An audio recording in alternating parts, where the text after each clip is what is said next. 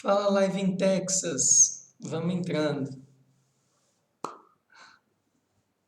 Beleza, Kennedy? Eu tô dando só uma esquentadinha aqui, porque eu liguei a live agora, viu, Kennedy? Aí deixa só ver se ainda vai dar alguma. Porque eu sei que eu e você vai ficar, né, o tempo inteiro. Aí deixa só ver se tem mais alguém entrando aqui, principalmente dos alunos, né? E também acabou que tem um público aí, acabou que tem um público aí também que tá aparecendo, sabe? Hoje eu separei umas coisas bem bacanas para a gente vai fazer uma prática, talvez a gente vai fazer ela um pouco diferente, sabe? Eu estou pensando em falar algumas coisas e picando em pequenas práticas ou só uma prática de uma vez, né?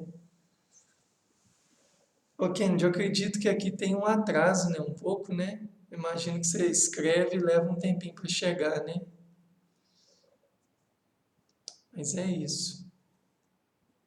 Eu já vou falando aqui algumas coisas, só enquanto a gente não entra no tema, porque eu não sei quem está entrando pela primeira vez. Agora que eu estou vendo aqui a Aline também.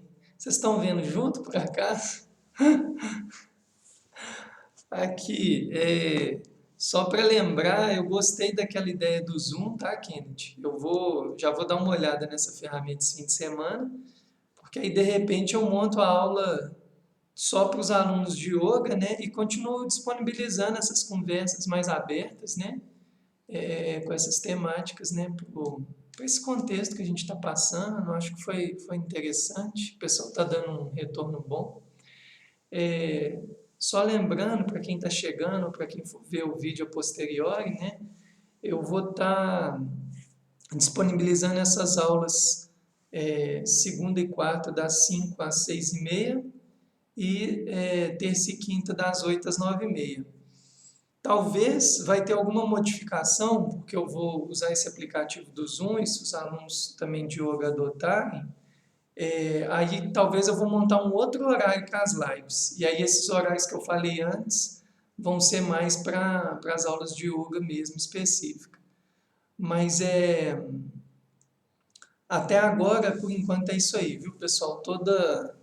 Toda segunda e quarta das 17 às 18h30 e terça e quinta das 8 às 9h30. Se semana que vem perdurar a quarentena, a gente vai continuar nesse batidão, tá bom?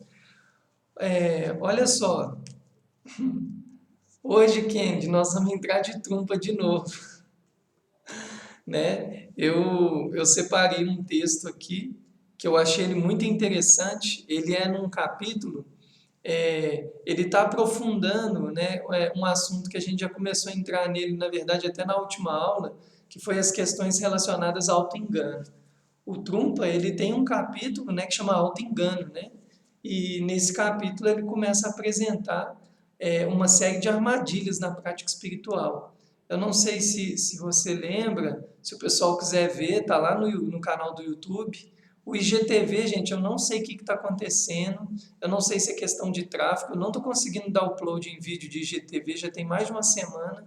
Estou cheio de vídeo aqui para postar e não estou conseguindo. Então o YouTube pelo menos está me acolhendo um pouquinho, estou jogando lá. Lá eu coloquei um vídeo de duas partes, né? O auto-engano na nossa caminhada, na nossa prática espiritual, parte um de 2 e 2 de 2, né? E lá naquela nossa conversa passada, eu tinha falado especificamente, foi sobre o auto-engano em relação às nossas próprias vivências, né? Taca a letumba deles. Eu estava falando especificamente sobre as nossas experiências, né? Que a gente fica muito apegado a vivências que possa já ter acontecido, né? A pessoa vai para um retiro, vai fazer um curso, tem experiências de samadhi, né? Experiências energéticas, e ela fica reificando, né? Reiterando aquela fala por um longo período e não está deixando de vivenciar aquilo. Nesses dois vídeos que estão lá no YouTube, eu vou falar sobre isso. Hoje eu vou falar uma coisa que está ligada a essa temática do auto-engano na prática espiritual, mas na verdade já é um outro auto-engano, né? Um auto-engano um tanto quanto diferente. Antes de entrar nele, propriamente dito, eu quero colocar um ponto que acho que é um ponto central nos dois textos. Eu separei não só o texto do Trumpa, né, esse livro, pessoal, recomendo muito ele, Além do Materialismo Espiritual. Esse livro é Shogyan Trungpa, né? Esse livro, ele é um livro, no meu ponto de vista, assim, mais atual não tem jeito, né? Embora tudo que vem de uma fonte de muita sabedoria, né? Rapidinho. Pessoal, não é corona não, tá? Lafayette, caso zero ainda, então vocês podem ficar tranquilos. E pela transmissão online não pega também não. Esse livro do Trumpa, ele não só é extremamente atual, como ele é universal no meu ponto de vista, né? Porque ele fala de um lugar de muita sabedoria, né? Ele fala de um lugar de muita lucidez. E dentro desse lugar você encontra a natureza universal do ser humano, com seus dilemas, com seus conflitos. Então, todas as vezes que a gente depara com materiais de grandes mestres, a gente tem a sensação de esse material ser não só atual, como universal, porque eles realmente entendem a operação da mente do ser humano, né? E como que ele sofre, como que ele cria ilusão, como que ele cria sofrimento para os outros, para si próprio, como que eles geram benefício para si próprio, para os outros. Então, nesse sentido, é um livro muito recomendado. Eu vou falar de um capítulo de auto-engano. Só acontece que eu também separei aqui hoje, isso aqui é uma pequena folha, né, de um curso que eu já fiz, né, um curso ligado à terapia de vida passada, fazendo alguns links com o budismo tibetano, que tem uma informação aqui muito rica sobre os 8 dharmas materiais, né? Tem gente também que chama esse ensinamento clássico dos 8 dharmas mundanos. E hoje eu vou fazer um link entre esses 8 dharmas mundanos com os auto-enganos que o Trungpa se refere e com um auto-engano específico, ok? Tem um ponto, então, para a gente começar a entrar mesmo no tema, tem um ponto que ele é central na prática espiritual, que é a questão da nossa perda de conexão com o presente, né? Pode parecer que não, pessoal, mas a gente perde a conexão com o presente com muita facilidade. Quem pratica meditação consegue ver isso de uma maneira muito escancarada, né? Então, por exemplo, você pega para meditar, a pessoa te ensina uma técnica, por exemplo, um tratak, uma técnica de focar num objeto, você vai ver que durante 5 minutos que você fez a prática, sua mente foi em um monte de lugar e às vezes ela até perdeu do objetivo inicial, que era focar, concentrar o olhar no objeto ou pensar mentalmente no objeto, e você foi varrido para muitos lugares, muitas memórias, muitas lembranças, muitas sensações, muitos pensamentos, sentimentos, emoções, enfim. Você é varrido de uma maneira muito rápida e muitas vezes nem sabe como é que foi varrido, né? É o famoso proncovô, proncotor, né? A gente percebe isso na prática. Bem, mas muitas pessoas não são praticantes, né? E quando isso acontece, como não fazem esse movimento, né, de frequentar o mundo interno, né? Então, sempre só frequentando o mundo externo, nem se dão conta, né, que da tamanha dispersão da mente, da tamanha falta de concentração, não quero nem ampliar aqui para disciplinas, né, etc. Então, as pessoas não entram muito em contato com o quão elas estão ausentes, ou como eu gosto de pensar, dentro de um ponto de vista de algumas psicoterapias, né, o quanto que estamos em transe ou em trânsito, né? Por exemplo, se eu estou aqui agora falando, por mais que eu estou falando, eu estou concatenando ideias, eu estou olhando para a câmera, mas se a minha mente está pensando ali na cozinha, que tem ali uma coisa para comer e eu não estou aqui, pronto, né? Eu já estou lá. Isso é o que a gente chama de estar em transe, estar em trânsito, né? Tem muitas pessoas que acham que a palavra transe envolve toda um processo de colocar a pessoa em transe, através de processos hipnoterápicos, através de recursos, por exemplo, como as psicoterapias transpessoais, a regressão, mas na verdade uma mente que não está presente é uma mente que está em trânsito, ela está em níveis de transe. Claro que existem níveis, né? Você tem transes ao ponto de uma pessoa conseguir recordar de lembranças até de vidas passadas, onde ela realmente vivencia o personagem ali. Então, são níveis de transe. Mas o ponto que eu quero partir desse link que eu estou fazendo, desse material do Trungpa sobre auto-engano e o dos 8 dharmas mundanos que eu vou citar hoje, que é um ensinamento à luz do budismo tibetano, é que o Trungpa, quando ele tece um capítulo específico sobre auto-engano na nossa prática espiritual, a base de tudo é a gente perder a presença. Né? A gente faz as coisas de maneiras automatizadas, robotizadas, a gente perde a presença no dia a dia, no que a gente faz, na nossa forma de conduzir as nossas coisas práticas, na nossa forma de se relacionar com o outro, na nossa forma de concatenar as nossas ideias, de tomar as nossas decisões, quando vê a nossa mente está sempre vagando, né? E aí que entra uma grande questão. Quando eu não estou presente, aonde que eu estou? Né? Quando eu perco a presença, para onde que eu vou? Esse é o nosso trânsito, né? O nosso transe. A gente, colocando isso como uma pergunta e já tecendo uma resposta, quando eu não estou presente, eu estou ausente. Pode ser ausente daquele momento presente, mas eu estou em algum lugar. Aí, ou você vai estar em pensamentos, ou em sentimentos, ou em sensações, ou emoções, ou imagens mentais. Você vai estar em alguns desses lugares. E esses lugares podem estar ligados a passado, podem estar ligados a futuro, podem estar ligados a desejos, podem estar ligados a apegos, podem estar ligados a aversões, podem estar ligados a medos, a frustrações, etc. A sua mente começa a criar e a única coisa que você não tem é a presença. Né? Eu acho interessante, pessoal, que seria interessante a gente começar a desconfiar.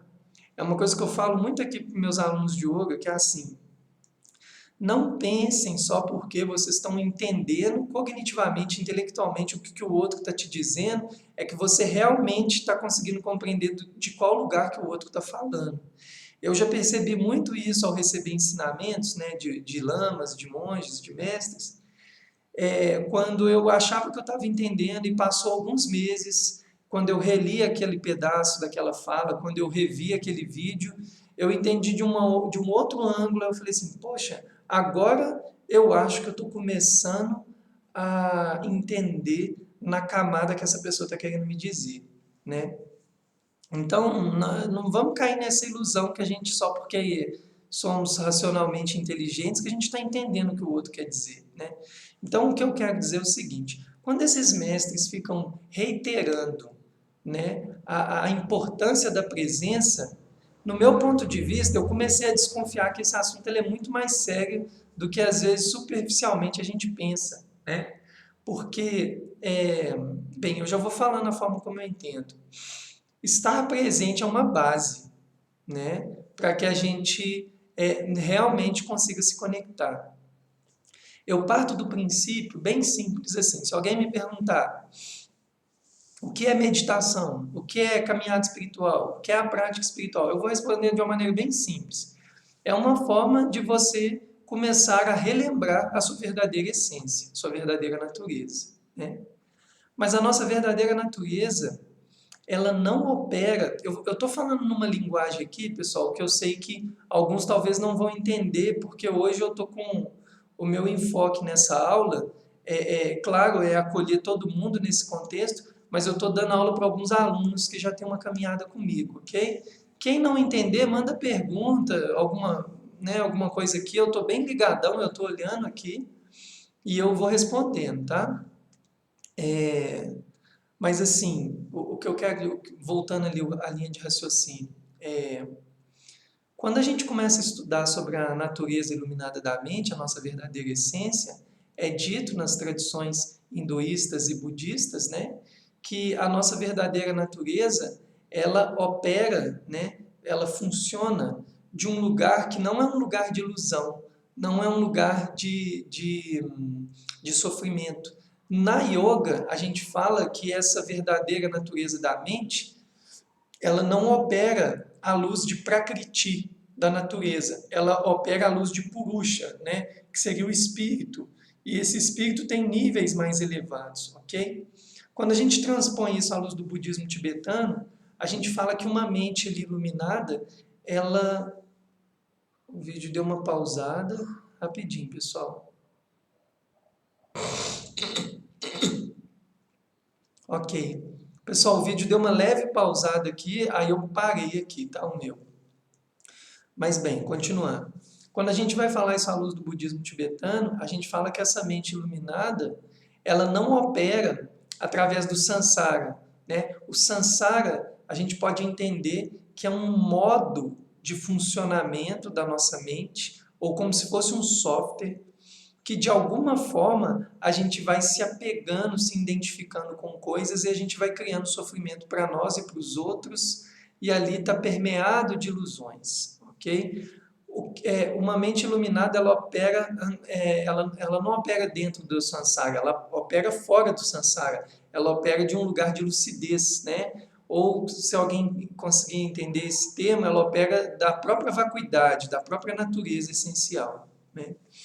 Então, quando os mestres começam a bater muito na tecla da importância de cultivar a presença, por que eles estão falando isso? Porque na nossa ausência, aí, por exemplo, quando eu não estou presente, eu não morro, eu estou em algum lugar. Então, eu estou ausente só daqui, mas eu estou presente em outras coisas, ou parcialmente presente. Então, quando eu não estou de fato presente, eu estou em trânsito, transitando com a minha mente para um lado e para o outro, eu começo a entender que a minha mente ela está operando dentro de um software de ilusão, né? Um software onde eu fico me identificando com as coisas e eu não consigo me identificar com o que eu realmente sou. E aí você começa a entender por que eles batem tanto na tecla para que o indivíduo aprenda a cultivar a presença, né? Então, esse capítulo do Trungpa, né, chamado de auto-engano, ele vai elaborar vários auto-enganos diferentes, mas o auto-engano central é tudo aquilo que a gente faz para a gente não estar presente, né? E somos, assim, mestres em manter o nosso estado de trânsito, né? Uma mente transitando para tudo quanto é lugar e não conseguir ficar focada.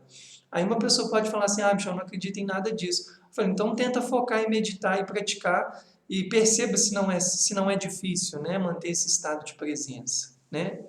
Fazendo essa introdução, pessoal, hoje, só um parêntese aqui, eu tô falando um pouco mais, né, do que comumente eu falo nas aulas, porque eu resolvi dar as aulas todas de Jnana Yoga e Raja Yoga, né? Ou seja, a erudição e ensinamento para depois culminar na prática. Eu vou ler um pequeno trecho aqui que o Trungpa já começa a falar sobre esse auto-engano, e aí depois eu vou linkar com a questão dos 8 dharmas mundanos, e vai ser os 8 dharmas mundanos que vão alicerçar a nossa prática de meditação hoje, ok? Bem, o Trungpa começa falando assim, nessa parte aqui que eu quero citar. Ele fala assim, o auto-engano necessita da ideia da avaliação, bem como de uma memória de longo alcance. Pensando no que passou, sentimos-nos nostálgicos e comprazemos-nos com nossas recordações, embora não saibamos onde estamos nesse exato momento. Esse exato momento, pensa na presença, né? Lembramos-nos dos bons tempos, aqueles dias bons do passado, não permitimos em absoluto que algum sofrimento, uma depressão, uma tristeza, uma angústia, uma aversão, uma raiva venha à tona. Não queremos aceitar a suspeita de que perdemos o contato com alguma coisa, a gente não quer perder, né?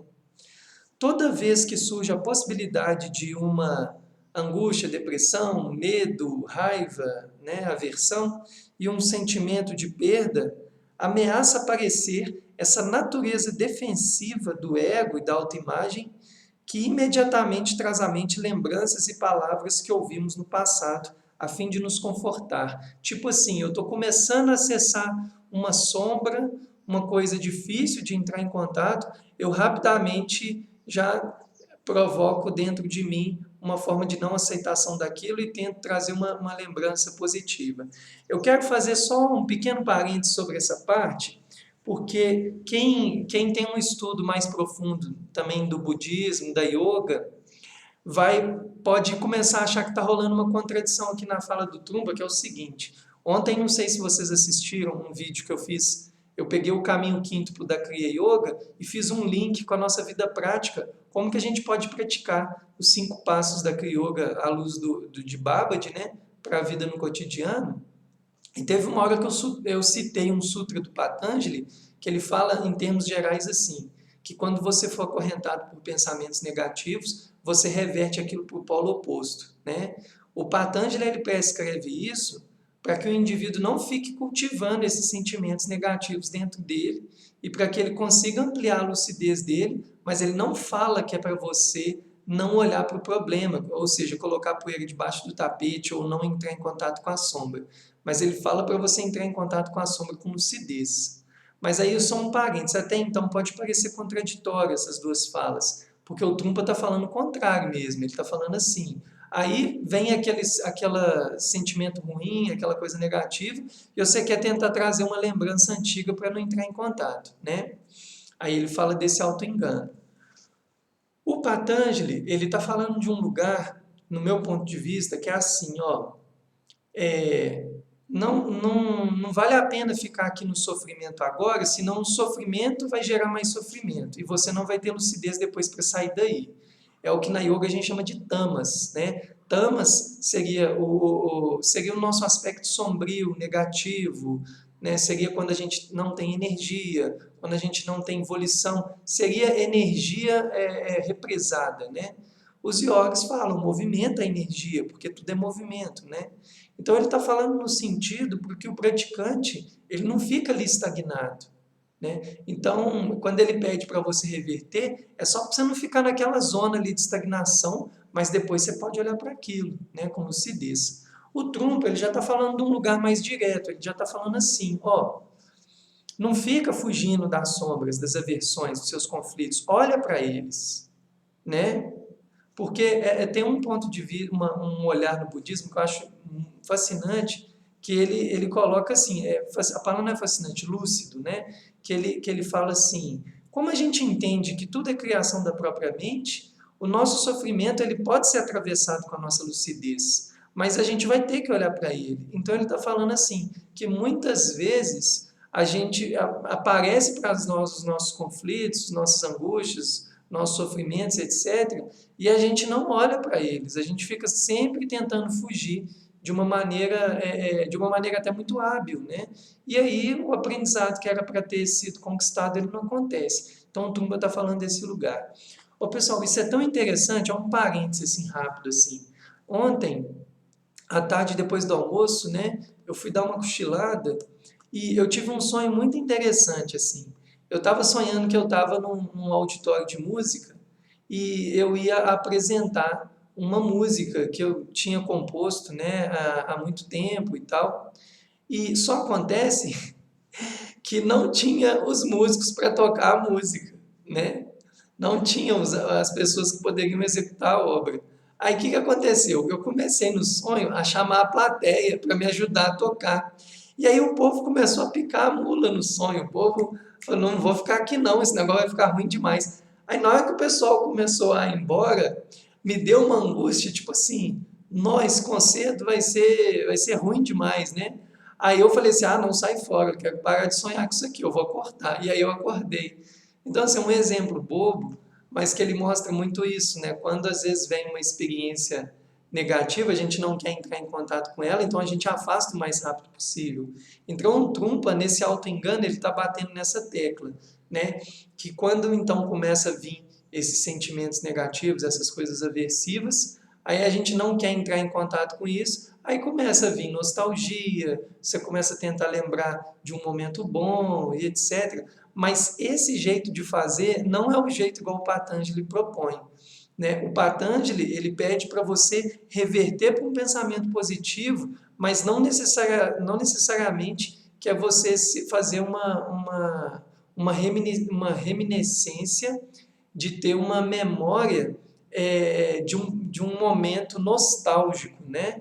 De ficar lembrando daquele momento nostálgico e trazer ele aqui para o presente. O Patanjali não prescreve isso, ele fala assim, não, está sentindo ali medo?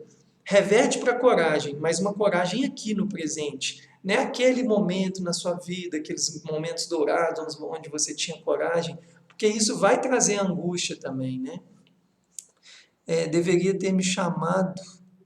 Ah, o Kennedy. Ah, não, se fosse a Aline e o Kennedy nesse concerto aí, o negócio ia fluir, né? Os doidos se juntam e fazem as doidas, né? Tocam na loucura, né? Precisou de uns doidão comigo lá, Kennedy, nesse sonho. E a Aline também. Então, pessoal, eu vou tentar, eu vou fechando aqui o Trumpa, tá? Só esse comentário dele. Então ele vai falando, né, que a gente fica nessa natureza defensiva do ego, sempre tentando procurar experiências do passado positivas para ressignificar aquilo que está acontecendo aqui agora.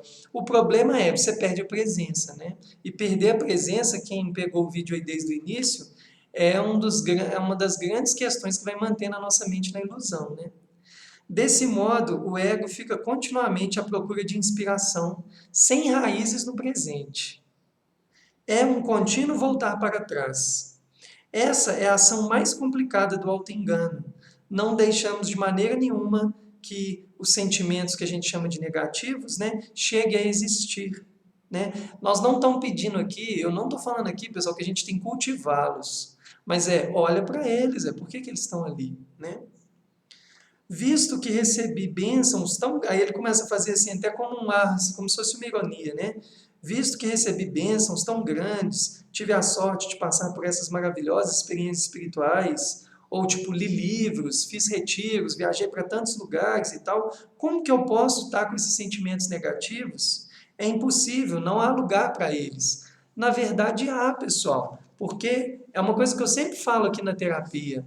A gente nunca sabe a hora que uma sombrinha, ou que na yoga a gente fala, né, uma palavra que chama sanskaras, né? Sanskaras são as marcas mentais inconscientes. A gente nunca sabe quando esses sanskaras vão bater. Quer ver um exemplo muito real disso? Talvez vocês vão se identificar com esse exemplo. Sabe quando você está assim um dia tranquilo, ok, as coisas estão tudo bem e tal, e aí de repente você vai para algum lugar e você encontra, né, com, sei lá, você está entre amigos, né, está ali num ambiente social, e aí de repente a pessoa começa a falar uma coisa e começa a te incomodar profundamente e você nem entende por que o incômodo está vindo. Tem incômodos que a gente entende o endereço, não, estou incomodado porque a pessoa está falando isso, eu discordo disso, etc. Mas aí começa a brotar um incômodo que você nem sabe de onde que vem, né? E aí fica aquela coisa, né? Porque aquilo gera confusão, você não sabe o endereço, né? A gente perde do nosso controle, né?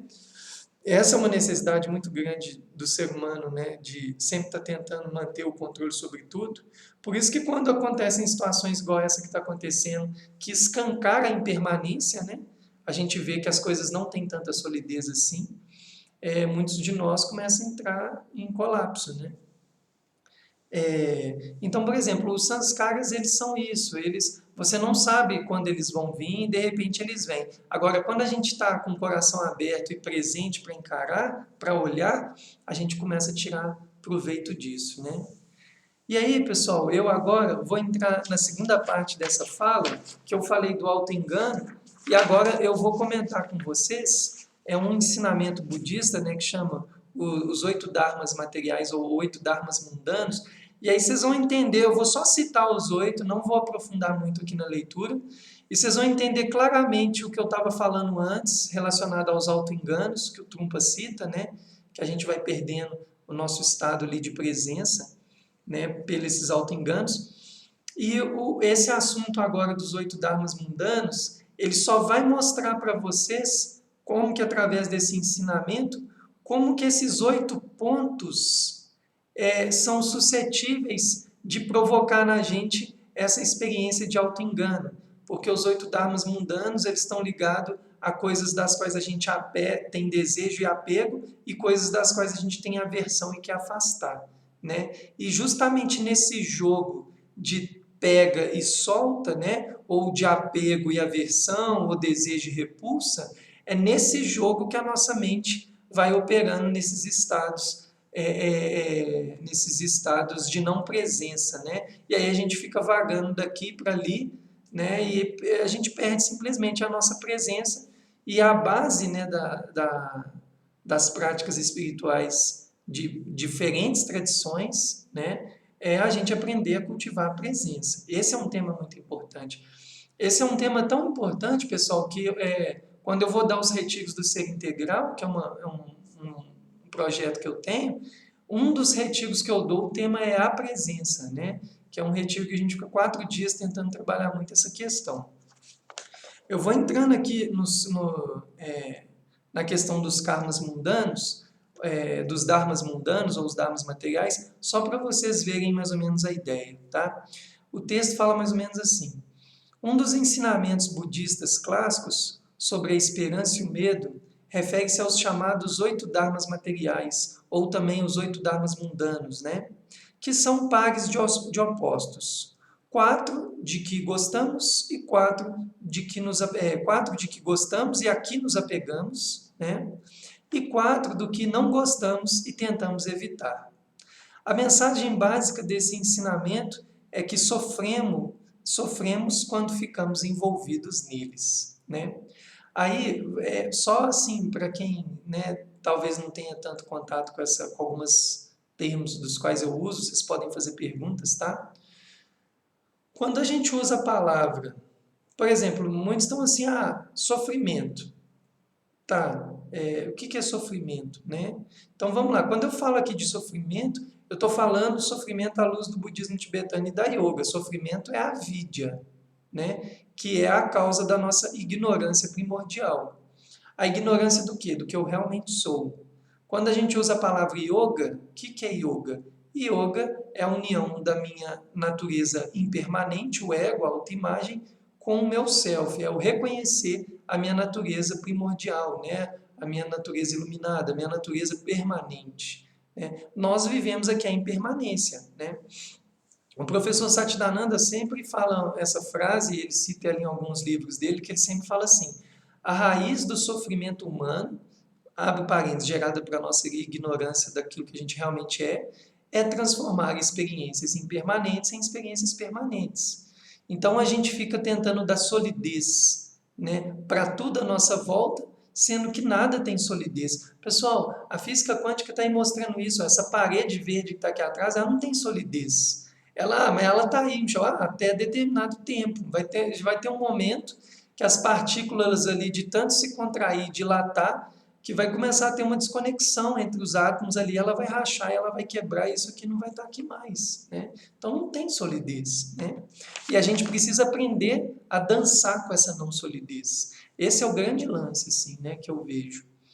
E aí eu vou entrar especificamente nos 8 dharmas mundanos, que vocês vão entender claramente. Como foi falado, 4 são coisas boas e que faz a gente se apegar, e 4 são coisas que geralmente são ruins e faz com que a gente tente afastar. E nessa dualidade da mente de querer se apegar, desejar, repelir, afastar, né, de não gostar, a gente vai criando essa mente paranoica, neurotizada, né, que nada mais que é como se fosse um software onde você fica operando no que a gente chama de samsara, né? Lembrando que samsara não é um lugar, é um estado de mente, ok? Pode estar um monte de gente aqui no planeta habitando nesse exato momento, mas mentes operando no mundo pelo sofrimento, pelo samsara, e mentes que já estão realizadas, que conseguem olhar para situações de um olhar bem mais amplo, né? Onde elas não trazem nem sofrimento mais nem para elas, nem para os outros, né? Bem, os 8 dharmas mundanos, presta bem atenção neles. Começa assim. Primeiro é o prazer, né? Eu estou falando eles já opostos, tá? O positivo com o negativo. Então, prazer e dor, né? Prazer e dor.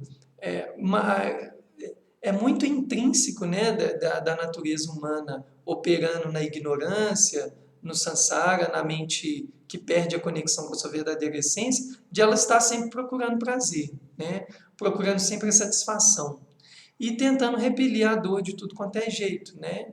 É uma questão tão óbvia, né.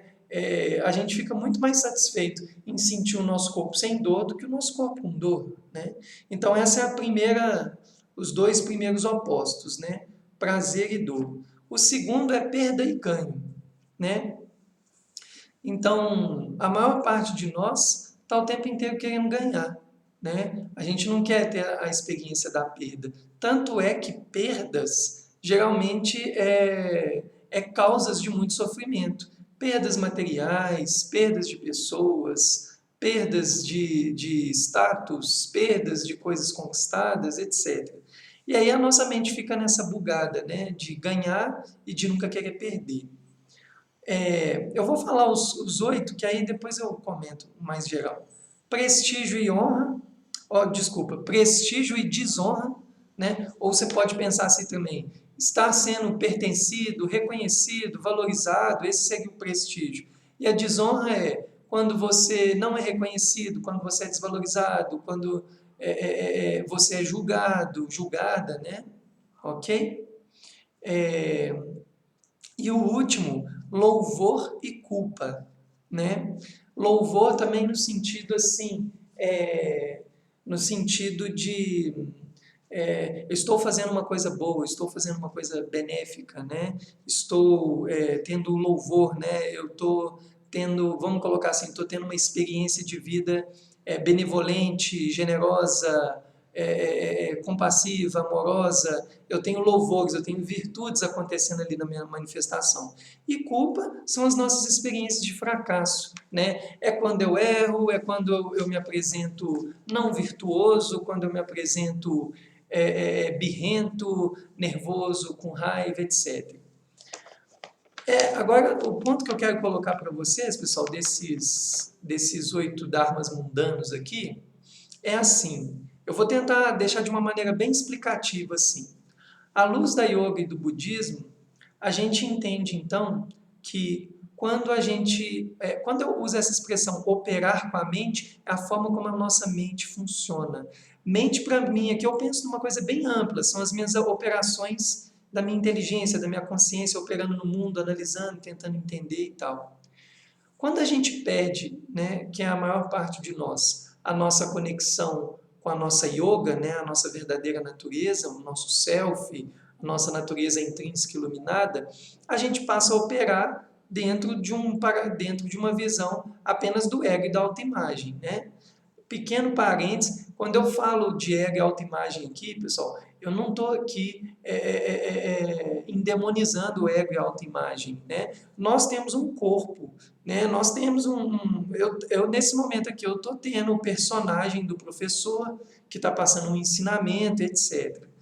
Mas quando a gente vai se referir, a gente fala do self, da nossa natureza primordial, e faz essa correlação com o ego e com a autoimagem, que quando a gente está totalmente identificado a esse ego e a autoimagem e esquece essa conexão da nossa natureza iluminada, o que acontece? A gente começa a manifestar, é como se a gente tivesse um software, uma programação, que a gente manifesta só a partir desse lugar, né? E esse lugar, como é colocado nas tradições, ele opera à luz da ignorância, é a avidya. E a avidya, mais cedo ou mais tarde, aquilo vai criar sofrimento para mim mesmo e para os outros. Por isso que a palavra samsara também é traduzida como assim, o eterno ciclo de sofrimento sem fim. É a mente criando sofrimento sem fim, né? E quando a gente opera fora do samsara, é como se você tivesse começado a instalar um novo software, né? Onde você começa a olhar para as experiências da vida, as experiências mundanas, né? Que a gente fala aqui dos 8 dharmas mundanas, e a gente começa a perceber a construção ou não do sofrimento através deles. Então, uma coisa que é muito interessante pensar é o seguinte, que quando a gente vai falando aqui os 8 dharmas mundanos, né? Que é ele que vai mantendo a gente nesse curto-circuito. Então, de novo, prazer e dor, né? Ganho e perda, prestígio e desonra, louvor e culpa, muitos de nós têm a ilusão de que quando a gente está, por exemplo, a maior parte de nós só percebe o sofrimento de maneira escancarada quando são as coisas que a gente coloca como negativas, né? Por exemplo, quando você está sentindo dor, aí beleza, você fala, estou sofrendo. Quando você perde, você fala, estou sofrendo. Quando tem desonra nas suas ações, na sua forma de viver, né, de não ser valorizado no mundo, estou sofrendo, não sou reconhecido. Quando eu não tenho, eu fracasso, eu começo a ser julgado, culpado, etc., eu sofro. Isso é uma coisa muito óbvia para a maioria de nós, né? Nessa camada a gente sofre. Agora, olha que interessante, pessoal. Às vezes, no primeiro momento, por exemplo, vamos pegar o exemplo aqui da perda. Quantos de nós, numa experiência de perda, que no início, no ato da perda, a gente sofreu com ela, mas que com o passar do tempo, a gente ressignificou aquela perda e percebeu que, na verdade, ela foi até uma bênção. A gente falou assim, poxa, essa experiência aqui me ajudou muito, me fez amadurecer. E aí você já vai começando a perceber o quão plástico, o quão impermanentes são as nossas experiências. Aquilo que às vezes a gente está julgando como uma experiência ruim, quando na realidade, dependendo do ângulo de onde você vê, você começa a perceber que ali tem uma perspectiva, que na verdade aquilo foi uma bênção na sua vida. Eu falo por mim, eu já tive várias experiências ligadas a perdas, né, de várias áreas, né, ou perda material, ou perda emocional, afetiva, etc., que passou um tempo, eu falei assim, nossa, como que foi importante essa perda para que esse aprendizado nascesse, né? Agora, só um parêntese assim, o Trumpa também bate numa tecla bem interessante também. O Kennedy falou assim, é o famoso há males que vem para o bem. Exatamente, Kennedy, há males que vem para o bem. Né? Agora, sabe o que é interessante, Kennedy, do há males que vem para o bem? Que quando muitos de nós, devido à nossa falta de lucidez, a gente não consegue perceber isso em tempo real, entende? Então a gente fica passando, remoendo, passando por aquele processo de sofrimento e leva um tempo para a gente conseguir olhar. O que eu acho interessante quando a gente olha na perspectiva das mentes dos grandes mestres, né, que já conseguiam olhar as coisas para além do software do Sansara, né, software entre aspas, já olha pelo lugar da natureza primordial, que eles conseguem já perceber isso em tempo real. Então, é uma visão muito profunda, né? Um parênteses que eu queria falar aqui, existe uma armadilha na caminhada espiritual, ou um auto-engano, como está sendo o tema dessa live aqui, que o Trumpa bate na tecla e eu também endosso demais, que é muitos praticantes espirituais ficar sempre tendo a necessidade de ressignificar as suas experiências negativas com experiências positivas. O problema é que quando essa ressignificação é ilusória, tem que tomar cuidado com isso também, né? Eu não estou falando aqui desse lugar, eu estou falando de um lugar que é como eu vou ressignificar, ou não é nem ressignificar, é assim, é diante da experiência ali negativa, eu conseguir ter um olhar amplo e lúcido e perceber na sua natureza intrínseca, né, o que aquilo realmente é. Né? Então é muito mais uma visão de realidade sobre a situação do que eu ficar ressignificando sempre para que eu esteja vivenciando experiências prazerosas. E isso é ilusório. Tá? Então vamos tomar cuidado com esse ponto aí, que esse ponto ele é bem importante. Agora o outro ponto que eu quero falar. Né?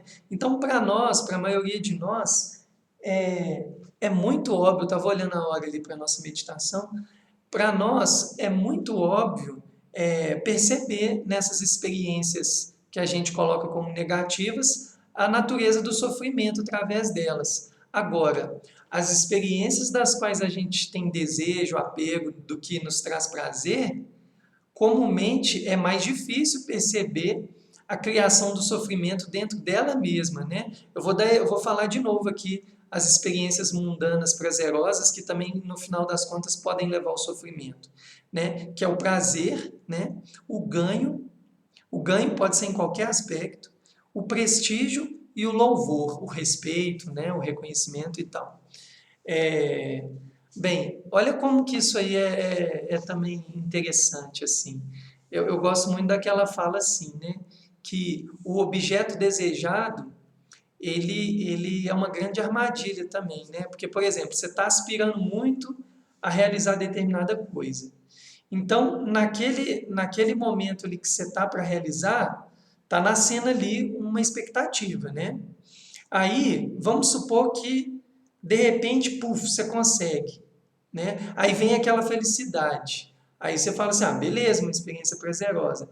Mas comumente não é o que acontece. Aquilo que a gente conquista muitas vezes, ao invés daquilo nos libertar, aquilo lhe passa a nos aprisionar, porque aquilo que eu desejava enquanto eu não tinha, e agora que eu tenho, eu me apego. Então, é o famoso se correr o bicho pega, se ficar o bicho come, né? Você vai entrando num ciclo, é como se não tivesse saída, né? É, é, é, eu vou usar essa palavra, é essa psicologia da operação da mente que, no meu ponto de vista, a yoga e o budismo tibetano está muito avançado, né? Para entender como que a gente vai criando as nossas paranoias, as nossas neuroses, né? Então, é, uma pergunta assim, ninguém fez aqui, né?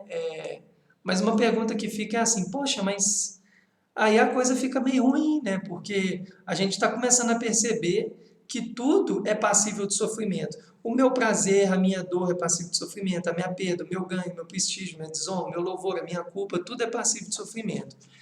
Aí a resposta é, de fato é, né? Mas e aí? Como é que seria então a operação, né, da mente, ou como seria para que a gente saísse desse sofrimento? E aí, pessoal, é nessa hora que me vem sempre duas palavras, né? É a nossa capacidade de sabedoria e de lucidez para ver as coisas na sua verdadeira forma. O Patanjali, nos Yoga Sutras, ele fala assim, precisamos, não é dessa forma, mas é uma fala que ele enfatiza muito, que é assim, precisamos aprender a ver o objeto na sua verdadeira forma, né?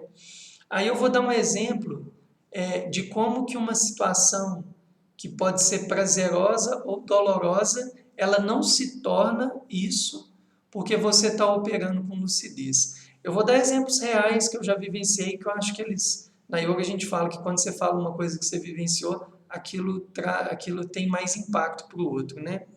Eu vou dar um exemplo pessoal, que eu acho que foi bem interessante. A primeira vez que eu fui adquirir que eu adquiri um carro, né, que foi meu carro, é o meu único carro, eu tive uma experiência bem interessante, né? Porque quando você vai comprar um carro, você não está comprando uma bala, né? Você está para a maioria de nós, né? Que um professor meu, um terapeuta sempre falava, para a maioria das pessoas, em termos de aquisições materiais, geralmente um carro e uma casa é um momento delicado, né? Porque é um momento que envolve muitos esforços econômicos, etc. Então tem muita energia envolvida naquela ação.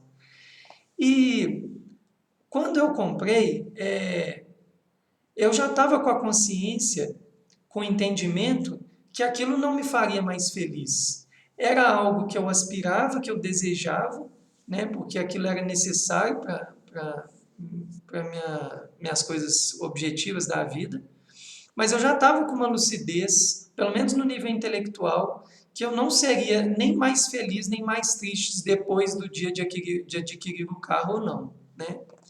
Só acontece que à minha volta, a experiência de quem me cercava foi diferente. Então eu comecei a ouvir comentários, agora sim, né, as coisas vão ser melhor, e papapá. E aí eu comecei a perceber aquela ilusão que estava sendo colocada em decorrência do objeto, né? Ou que transformavam o carro em um objeto até mesmo sexual, né?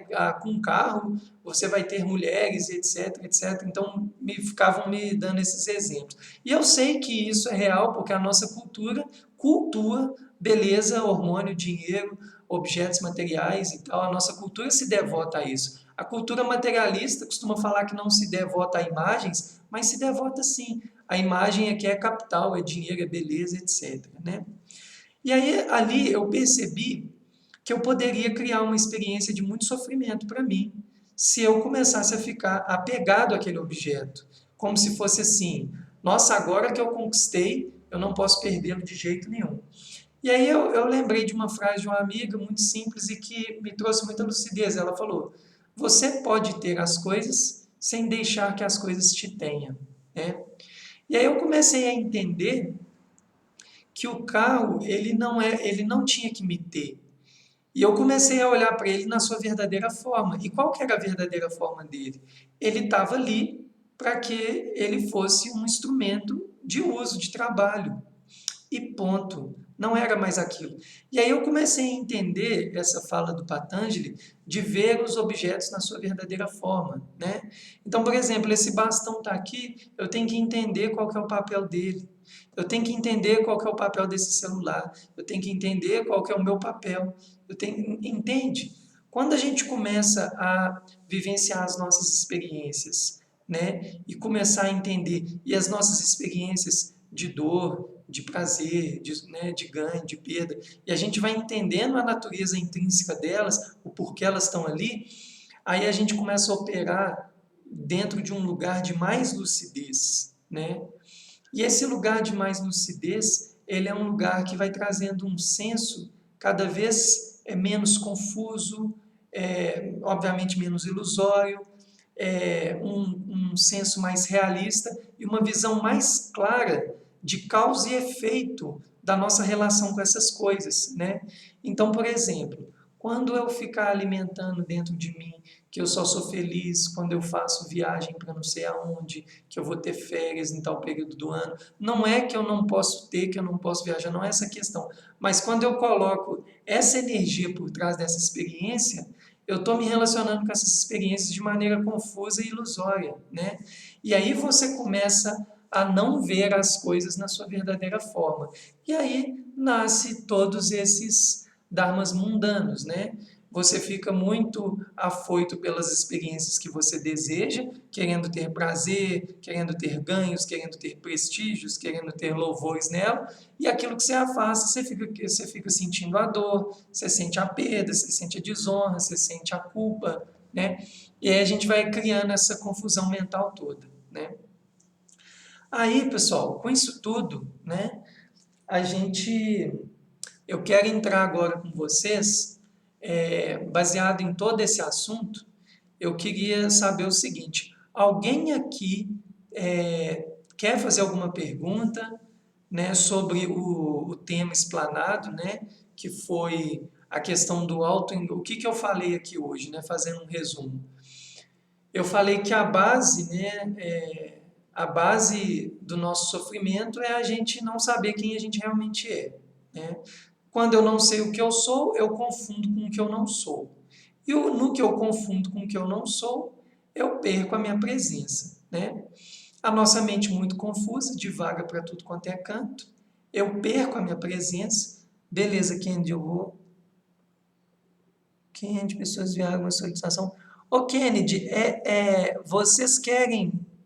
Você quer mesmo que eu coloque você aqui na visualização de vídeo para fazer perguntas? Só para entender. Porque ontem isso aconteceu e a pessoa, na verdade, tinha clicado errado. Se fosse, só me confirma que eu te coloco aí ao vivo, tá?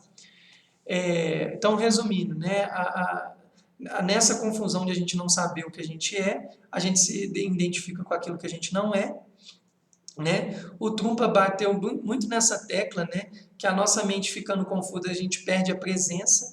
Eu reenfatizei aqui para vocês que a base, né, para a gente reconhecer essa nossa verdadeira natureza, além de ter acesso aos ensinamentos, é aprender a cultivar a presença, para que cada vez mais você vá olhando de uma maneira sincera e honesta para você mesmo.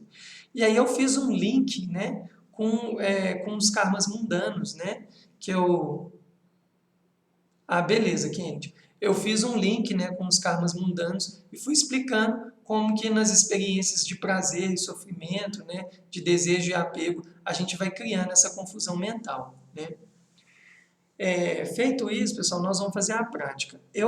O que eu recomendo para vocês é o seguinte: quem estiver aí fazendo, vocês vão sentar, né, coluna ereta, pode sentar com as pernas cruzadas, né, no tapetinho de yoga de vocês, numa poltrona, onde for, né. Quem é já meus alunos de yoga pode fazer mesmo a prática como a gente faz, né, a forma exata ali de sentar como os siddhas e yogas ensinam. Às vezes eu não sei, cada um está vendo o vídeo de uma forma, né? Quem realmente tiver aí, que não está só passando assim, que quer realmente fazer a prática, se tiver na cama, coloca uns travesseiros em cima, ganha uma altura aqui, mantém a coluna ereta sentado na cama. Quem tem problema com a coluna, não consegue ficar sentado, pode sentar numa cadeira, mas o grande lance é manter a coluna ereta, tá? A gente sempre, antes de entrar na prática de meditação, a gente faz algumas respirações lentas, longas e profundas, né? Para quem não tem esse contato, eu ia sugerir para os meus alunos que estão online que fizesse hoje a respiração Ujjayi, tá bom? Ou respiração do Yogi, das 3 partes. E para quem está assistindo, eu vou recomendar respirações lentas, longas e profundas, sempre pelo nariz, nunca pela boca e sempre contínua, tá? Vocês sentados aí na posição, podem deixar a mão assim em Chin Mudra, né? Essa mão pode ficar apoiada no joelho assim, ou mãos voltadas para o alto, ou as mãos podem ficar entrecruzadas nos braços, ou deixando mão esquerda sobre mão direita, ou mão direita sobre esquerda, homens, mão esquerda sobre direita, mulheres, né? Vocês podem estar fazendo essa prática. É uma prática básica para que vocês consigam fazer a prática de meditação, ok? Eu vou sugerir para os meus alunos fazer 16 pranayamas, ok? 16 respirações que eu já prescrevi para eles. Quem está aqui assistindo, eu vou pedir que vocês, durante esses 30 minutos de prática que a gente vai fazer, que vocês façam apenas uns 5 minutos. Não precisa ficar neurotizado, contando no relógio. Quanto mais concentração, que a gente fala na yoga dharana, quanto mais dharana, mais propicia dhyana, meditação. Né? A gente fala de meditação, mas até chegar nela existe uma base, um alicerce. Né? Então, quanto mais concentração, mais a sua prática meditativa vai ser efetiva. Então, vocês vão ficar mais ou menos uns 5 minutos respirando de maneira lenta, longa e profunda, só pelas narinas, nunca pela boca, e de maneira contínua. Depois disso, regulariza a respiração e a gente vai entrar na meditação. E agora que eu vou explicar a meditação. Eu falei aqui hoje, né, pessoal, dos 8 dharmas mundanos, né, que é prazer e dor, né, prazer ou dor, né, perda e ganho, prestígio e desonra, louvor ou culpa. Eu vou pedir para que cada um de vocês escolha um desses 8 dharmas mundanos e vocês vão fazer uma meditação chamada de meditação analítica, que é uma meditação de pensar, contemplar e repousar sobre um determinado tema. E o tema de vocês eu vou pedir para que vocês peguem um dos 8 dharmas mundanos, apenas um, e pensem, contemplem, repousem sobre eles. Vou explicar o que é pensar, o que é contemplar, o que é repousar sobre eles também, tá? Vou fazer de um exemplo, vou falar de novo os 8 dharmas mundanos, e aí vocês vão ver, vocês pegam um deles. É pensar e contemplar e repousar ou sobre o prazer, ou sobre a dor, ou sobre a perda, ou sobre o ganho, ou sobre o prestígio, ou sobre a desonra, ou sobre o louvor, ou sobre a culpa. Ok? Vamos supor que você escolheu um dos dharmas mundanos, que é o prestígio. Né? O prestígio, a vaidade, meu nome tem que ser reconhecido e papapá e tal. E vamos supor que você está num momento que você está bombando, ser reconhecida, etc, etc. Mas como eu falei, todos esses dharmas mundanos são passíveis de gerar sofrimento, principalmente quando a gente olha para eles sem lucidez. Né? Então, por exemplo, o que seria, vou pegar só o exemplo do prestígio e serve para qualquer outro. O que seria a prática de meditação de pensar, contemplar e repousar sobre o prestígio? Seria mais ou menos assim, ó, pensar. Né? A etapa do pensar, ela é uma etapa racional. Depois que você fez ali seus 5 minutos de respiração, de maneira lenta, longa e profunda, né? Você entra na etapa do pensar. Né? Aí já regularizou a respiração, já está de olhos fechados. Essa primeira etapa, pessoal, só um pequeno parêntese. Essa transmissão ao vivo está falando que vai sair do ar aqui em alguns segundos. Eu vou ter que abrir outra, tá bom? E aí eu vou encerrar aqui e aí eu já entro lá na outra com vocês.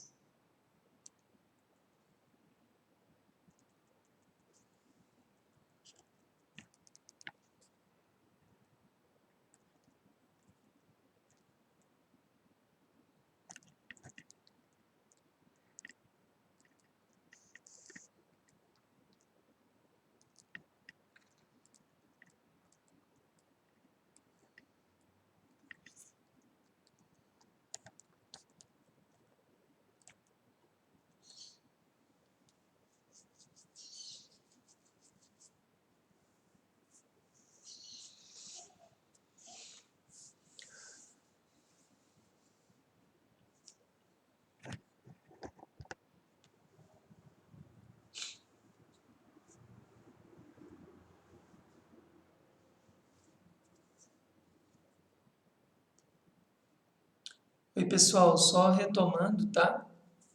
Vou deixar o pessoal entrando aqui aos pouquinhos. Oi, Maria.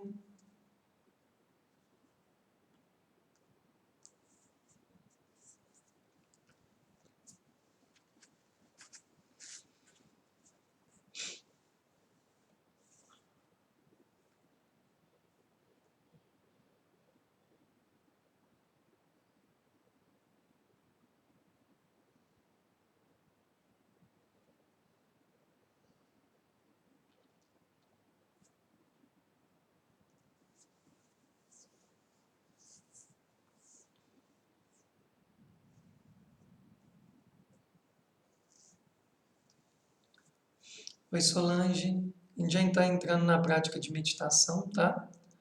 Eu tive que encerrar o vídeo anterior porque parece que tem um tempo, né, para a live, a gente tem que ficar encerrando e ligando de novo, ou é questão de conexão, não sei. Isso aí, Kenneth. Ô, Kenneth, eu até pensei que você ia falar assim, já entendi a prática, agora tchau. Que bom que você está em online para a gente fazer com sinergismo aí. Traco A2 também entrou. Já vou começar a prática, viu, pessoal? Eu só tô tentando. Beleza, a Aline entrou. Entrou mais ou menos quem estava, assim. Eu sei que tinha mais alguns. Essa saidinha assim, às vezes dá esse problema mesmo, né? Só mais uns 20 segundinhos, pessoal. Porque tinha duas pessoas aqui que eu estava acompanhando que elas estavam vendo desde o início. Elas não conseguiram entrar de novo. Não sei se vão entrar. Porque agora é o ponto principal, né? Eu vou explicar a técnica, né? Eu sei que o Ken já sabe, a Maria já sabe, a Aline acho que sabe também, Maiara sabe, Solange sabe. Bem, vamos lá.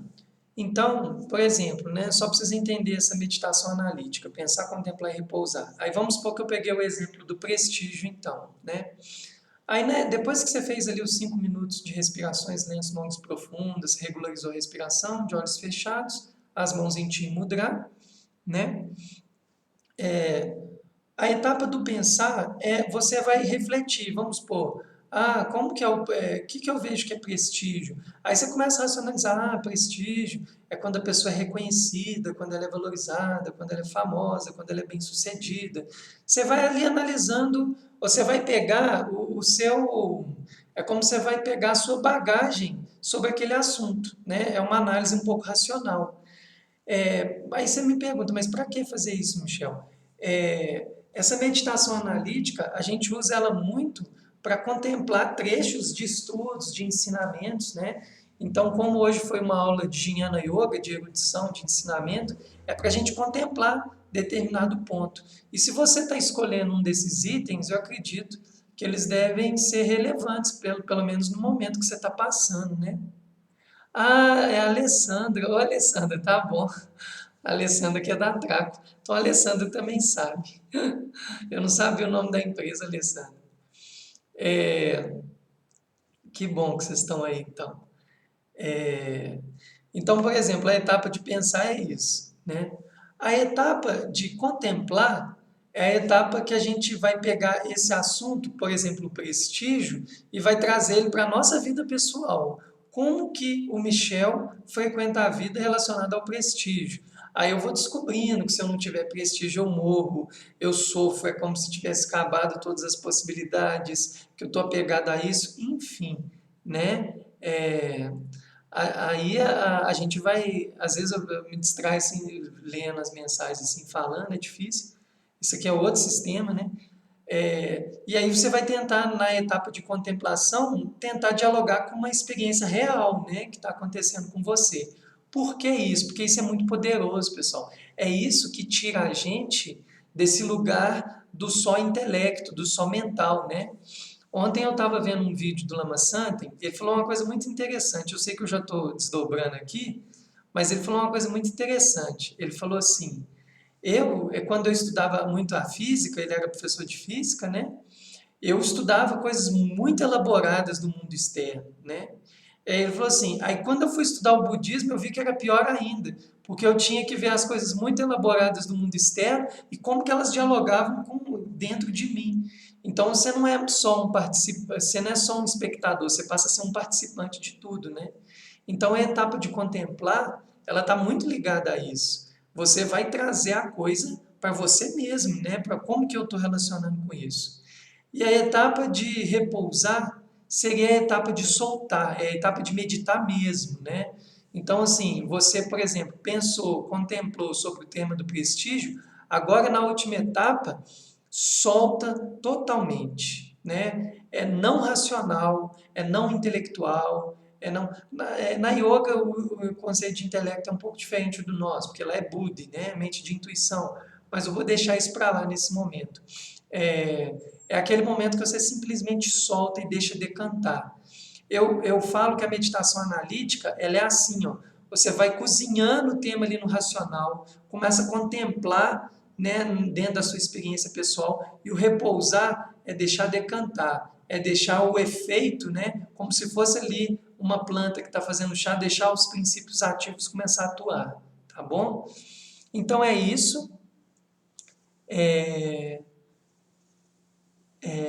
A gente vai fazer a meditação sobre isso, né? Pensar, contemplar e repousar sobre um dos dharmas mundanos. Para quem não lembrou ainda, prazer ou dor, perda ou ganho, prestígio ou desonra, louvor ou culpa. Escolher um desses, tá? Aline, eu não entendi, isso tira a gente do transe. Né? Ah, sim, entendi sim. Aline, quanto mais a gente pratica meditação, mais a gente vai aprendendo a estar presente. Menos em trânsito a gente vai ficando e mais aqui presente no nosso dia a dia, cada vez mais a gente vai conquistando. E isso vai trazendo lucidez, sabedoria, né? Tá bom? Então, pessoal, a gente vai praticar. Eu vou passar, não, na verdade eu vou até as 9h30 mesmo, vai ficar um pouco menor a prática. Vou tocar o sino no início, depois o sino no final, tá bom? Boa prática para todo mundo. E é isso aí.